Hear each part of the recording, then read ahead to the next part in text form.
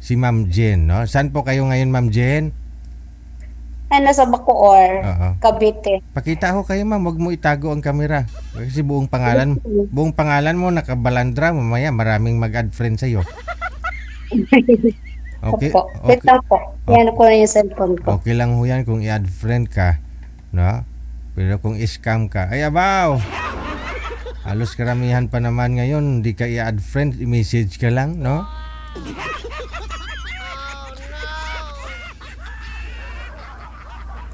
Sana ho kayo nag-lipstick ka pa? Hindi po. Wait lang po. Lang yung cellphone ko eh. Hala, okay na ho yun kanina, nakita.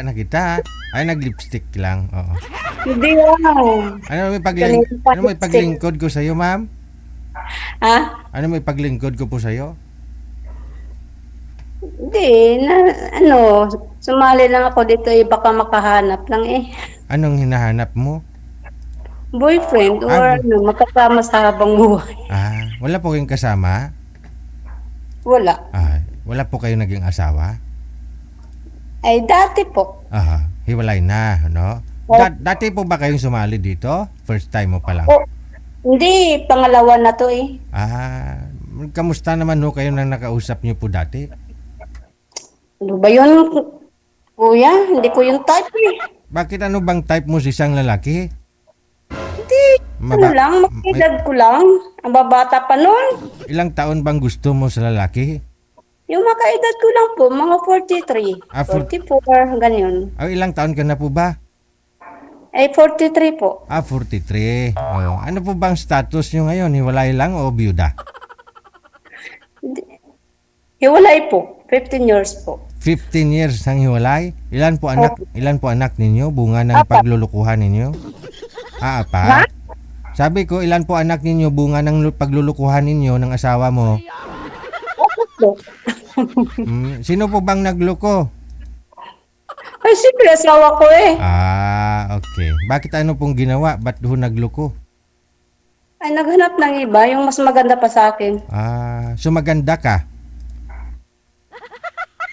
Yung mas maganda pa. Okay. Maganda ka, naghanap pa ho siya ng mas maganda sa'yo. Okay.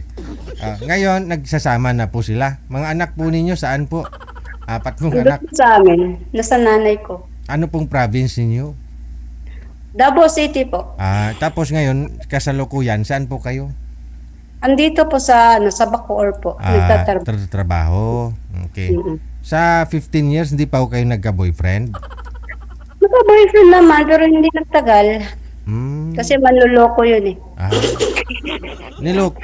Ano yung Alam mo kasi mas maganda na ho yung niloko ka na bago pa lang kayo kasi kaysa naman dekada na ho kayo nagsasama, magsyuta, saka mo nalaman niluloko ka pala. Yun ang masakit. Maganda na rin yung sinagot mo siya ngayong araw, bukas lukuhin ka na. Baya?